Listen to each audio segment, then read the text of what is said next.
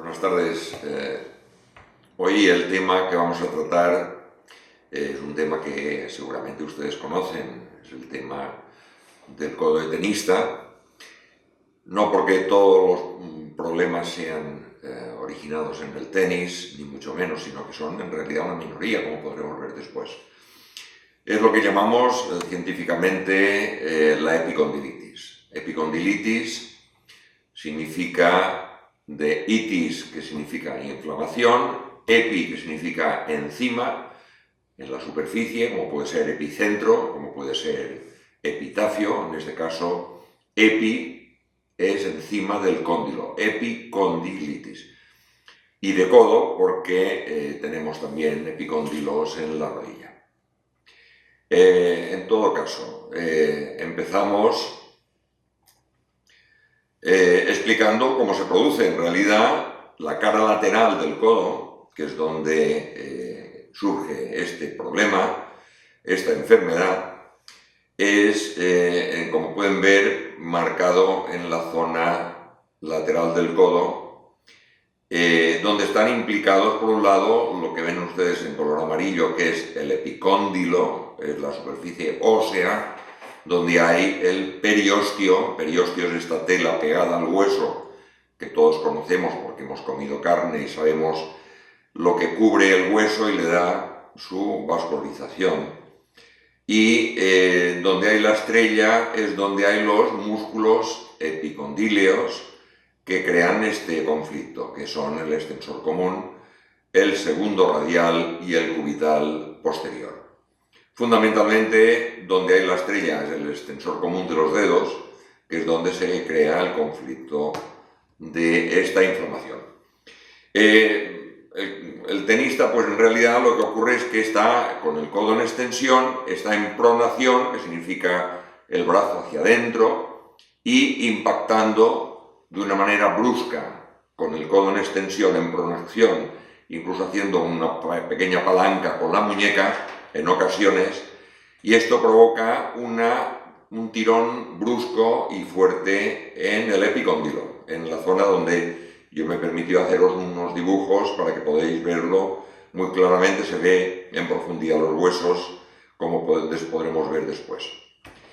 Una cosa fundamental es que las actividades laborales y las actividades de bricolaje en casa suelen forzar mucho estos tres músculos que hemos comentado. Entonces, tanto el atornillar o desatornillar provocan una tensión fuerte, muchas veces con el codo estirado, para que se vayan saliendo los tornillos o atornillando. Y fundamentalmente, pues como podéis ver en este dibujo, son el epicóndilo, lo tenéis aquí arriba, es la cara lateral del codo, el extensor común, que es la parte tendinosa, la parte roja es más o menos la parte muscular. Aquí tenéis una preparación quirúrgica donde está pues el epicóndilo, está el extensor común, que es básicamente casi tendinosa en su inserción,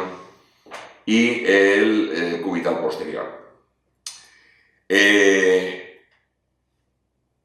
Aquí tenéis pues el mismo dibujo que hemos visto antes, donde se provoca una periostitis, o sea, una inflamación de este periostio, y la tendinitis de los músculos, fundamentalmente el extensor común de los dedos y el cubital posterior, provocando la tendinitis.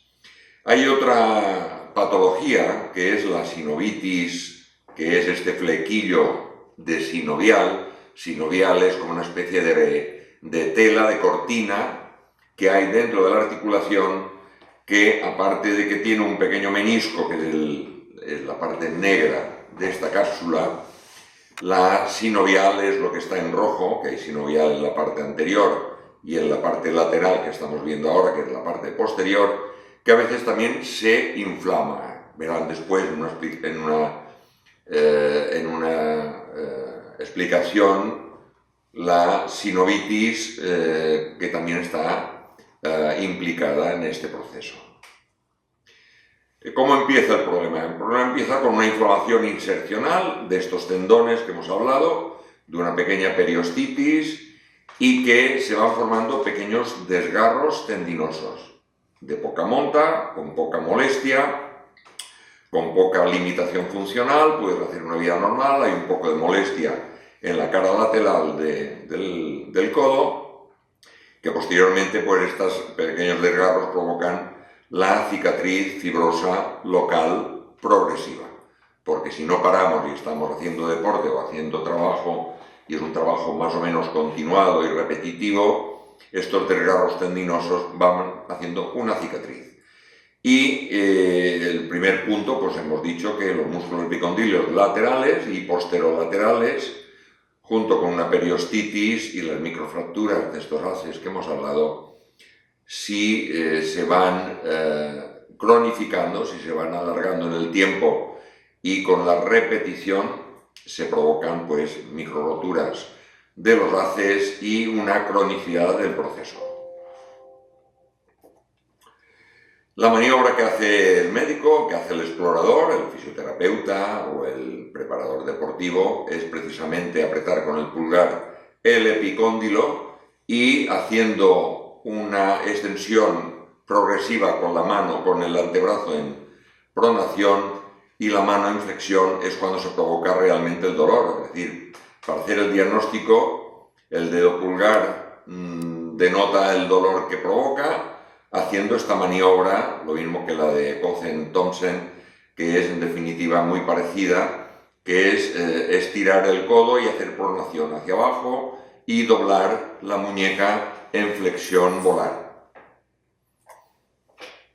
Bien, nosotros presentaremos hoy una casuística para que veamos qué tipo de problemas se presentan.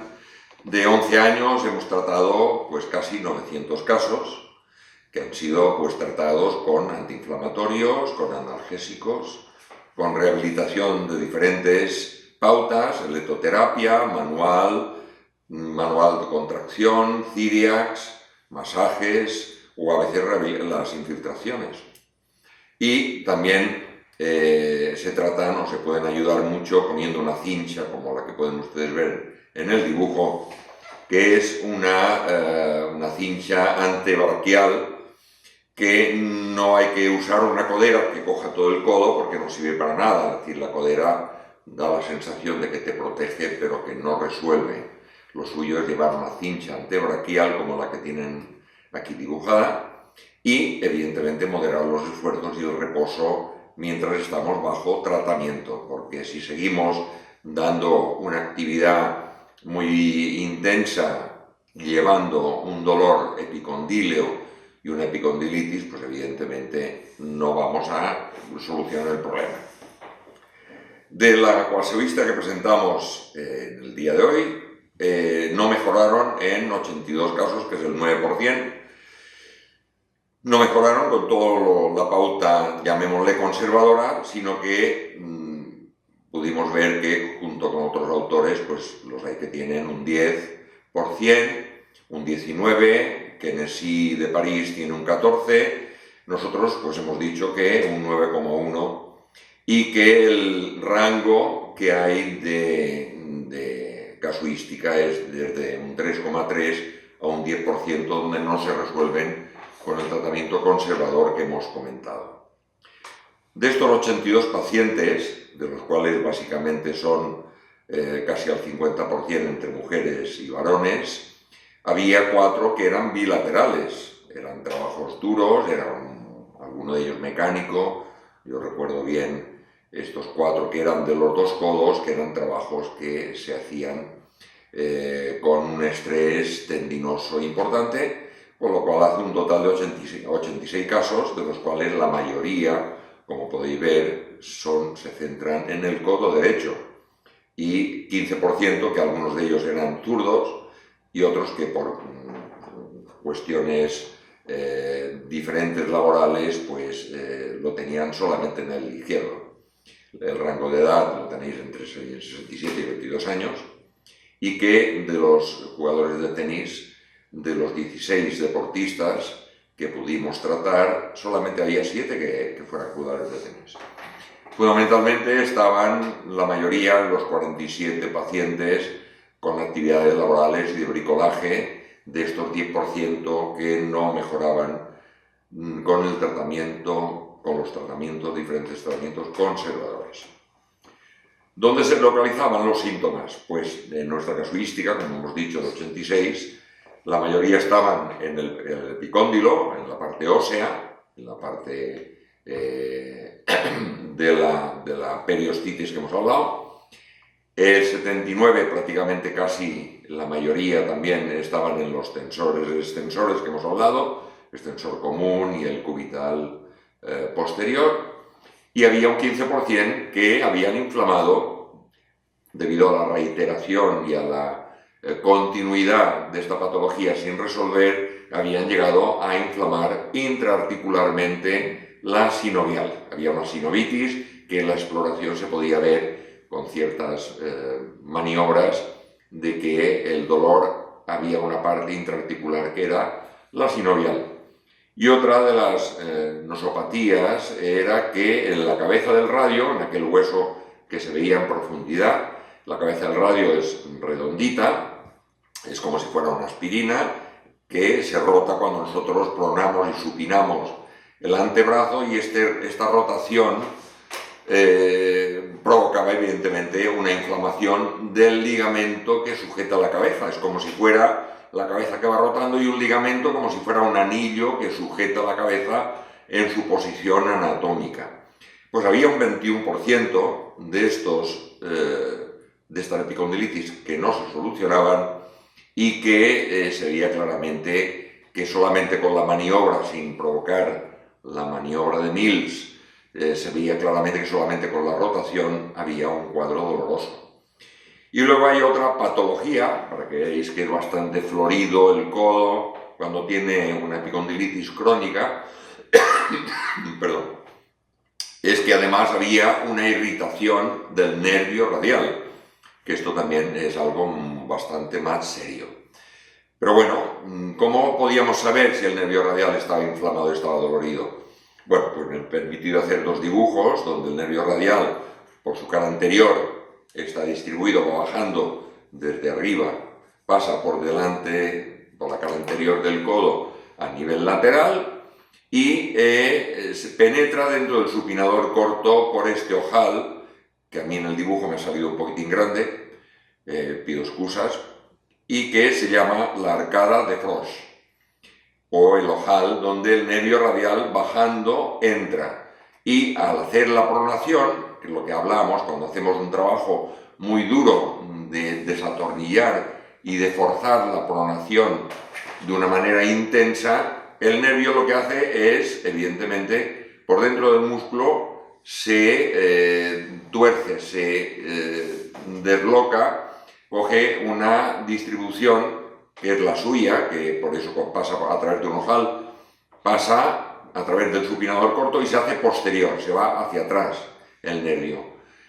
Pero en este ángulo que hace, cuando provocamos la rotación, como podéis ver, en pronación, el nervio puede estar pellizcado por este ojal. Queda, digamos, pellizcado, queda comprimido, apretado, y provoca un calambre, un dolorimiento hacia la mano y una pérdida de fuerza de las funciones de aquella mano. Entonces ya sabemos que hay otra patología que no es irreversible, pero que existe y que evidentemente pues a veces hay que operar, liberar este nervio, ampliar el ojal, porque en realidad cuanto más ojal haya, el nervio más libre estará y menos repetirá el problema. Y evidentemente aquí tenéis el nervio en la fotografía quirúrgica, donde pasa a través del ojal. Nosotros ampliamos este músculo supinador corto para que el nervio tenga una holgura en los movimientos de pronsupinación. En esta otra imagen pues podéis ver que hay una periostitis bastante más alta en la zona insercional, en este caso del primer radial. Es el segundo radial está un poco más abajo y el primer radial está un poco más arriba, que es donde se crea esta calcificación, y esta calcificación evidentemente ante una epicondilitis crónica que no se resuelve, evidentemente pues hay que resecar hay que quitar esta periostitis cálcica, esta calcificación que presenta esta imagen. Bueno, pues la recurrencia o la reiteración del problema, o epicondilitis que no se cura por las buenas, pues provoca una cronicidad. Y esta cronicidad, como hemos visto antes con los tendones, es la compresión del nervio radial, que está muy clara también la patología, la compresión del ligamento anular de la cabeza del radio que os contaba, que también ha habido casos que hemos tenido que ampliarles este anillo para que la cabeza pueda girar bien y no esté comprimida, la sinovitis, que hemos hablado antes, que han visto el flequillo color de rosa que hemos comentado antes, y la recurrencia también puede llevar a una tendinitis calcificante, como han podido ustedes ver, donde la tendinosis es un proceso crónico que en la radiografía automáticamente puedes ver el problema dónde está, además de. Bueno, pues en definitiva, ¿qué hacemos? Pues en la intervención quirúrgica, lo que hacemos es elongar, hacer lo que se llama una fasciotomía de estos extensores, del extensor común y el cuidado posterior, que es la técnica de Homan Spencer, que lo que hacemos en definitiva es un ojal de separación de la fascia y del tendón superficial. No cortamos el tendón del todo, sino que hacemos un ojal donde los tendones puedan tener 1 centímetro más de espacio donde pueda permitir que no se vuelva a repetir este proceso. Este ojal es más que suficiente. Si bien lo que tenemos ya, como tenemos abierto, pues lo que hacemos es resecar un poquito la periostitis de encima del cóndilo, encima del hueso, resecamos un poquitín, pelamos un poco el hueso para que nos entendamos, y el proceso, básicamente la mayoría de pacientes quedan resueltas con estas técnicas. Los resultados que tuvimos pues fueron francamente importantes, el 87% fueron excelentes. Buenos significa que se resolvió el problema, pero tuvo más tiempo de rehabilitación, y la reinserción laboral, como pueden ver, a los 15 días estaban prácticamente resueltos la mitad, y que al cabo de un mes estaban resueltos los otros 29 casos prácticamente que quedaban. O sea, tenemos los resultados de esta técnica muy, muy favorables. Bien, una técnica que también hemos resuelto en estos últimos tiempos es precisamente la técnica percutánea. Percutánea significa que con una pequeña intervención a través de la piel, con sedación y con pocos minutos de intervención, se hace unas perforaciones en el hueso, en el epicóndilo. El epicóndilo está aquí, hacemos unas perforaciones, varias perforaciones, y después lo complementamos con una técnica que se llama mini invasiva, o sea, poco invasiva, que es un pequeño corte. Levantamos con este hilo de seda la piel para poder entrar con un bisturí muy fino, donde resecamos esta fascia y esta parte superficial de los tendones extensores comentados, en el cual pues hemos podido ver que sin tener que hacer una cirugía amplia, como aquella primera diapositiva que os enseñaba al principio, de un codo abierto, con esta técnica lo que conseguimos es realizar varias perforaciones, como explica la diapositiva, en la eminencia epicondilar, con un objeto de activar el flujo vascular y resolver la periostitis. Y esto se complementa con una acción invasiva cuyo objeto es incidir y elongar la fascia del segundo radial y del extensor común con una mini incisión transversal. Esto evidentemente, como se hace un poco a ciegas, palpando y sabiendo por dónde andas, evidentemente hay que tener experiencia con intervenciones abiertas para saber muy bien, solamente con el tacto, manos experimentadas que tengan suficiente experiencia como para poder hacer una resolución del problema, y en realidad pues un puntito de seda y ambulatoriamente se pueden marchar a casa, luego cicatrizan muy bien, y es una técnica mini invasiva para este proceso quirúrgico de poca intervención. Bueno, de estos casos tenemos 27 pacientes que hicimos la percutánea y la mini invasiva, que son las fotos que hemos visto, durante 4 años, que son estos últimos años que tenemos estudiado y el seguimiento, y de los cuales 24 casos se resolvieron un poquitín más dilatado en la rehabilitación y de los cuales uno tuvo que ser reintervenido con la apertura, con la técnica de Hohmann Spencer que hemos explicado. Dicho lo cual, pues tenemos que tener presente, ya para finalizar, una cosita importante. Y es que hay una contractura cervical que puede provocar una neuralgia cervical y del brazo, o bien una tendinitis del bíceps y del manguito, que son bastante frecuentes, que tenemos que explorarlos bien porque hay dolores del codo que nos hace sospechar que pueda ser una epicondilitis o un proceso, como han podido ver, bastante florido, pero que en realidad, si exploramos el hombro y vemos que la mano le cuesta llevar la mano atrás y duele a la exploración del manguito, etcétera, pues es frecuente y evidentemente no hay que ir a pensar en un proceso del epicóndilo, sino que el problema está en el hombro. También puede ser un canal carpiano, que es mucho menos frecuente, de que nos haga sospechar que hay una epicondilitis porque hay un dolor referido de la mano y tal, pero en realidad es un canal carpiano y no una epicondilitis. Y la artritis y la artrosis, esto evidentemente con radiografía se puede valorar y ver si un codo duele y hacemos una radiografía y no hay ninguna calcificación en esta zona y por contra hay una artrosis en el codo o incluso una artritis, véase reumática, etcétera, que puede ser la que nos condicione este proceso. Este diagnóstico diferencial es fundamental tenerlo claro, descartarlo desde un principio para poder explorarlo el codo con las maniobras que hemos hablado y con las localizaciones epicóndilo, extensores y ver cómo responde la articulación, dependiendo si el codo pues duele desde hace un mes, 3 semanas o hace 7 meses, por lo cual evidentemente la cronicidad nos presentará pues una sinovitis y todo lo que hemos podido ver y que ustedes en el YouTube, en el relato que hacemos grabado, pueden ustedes repasar como no puede ser menos. Y nada más, como especialista, desearles que no sufran ustedes este tipo de problemas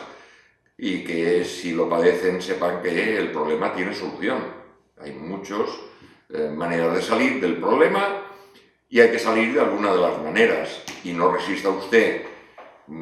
tanto como Rafa Nadal, sino que visite a su médico cuanto antes para que puedan buscarle solución a este problema. Buenas tardes.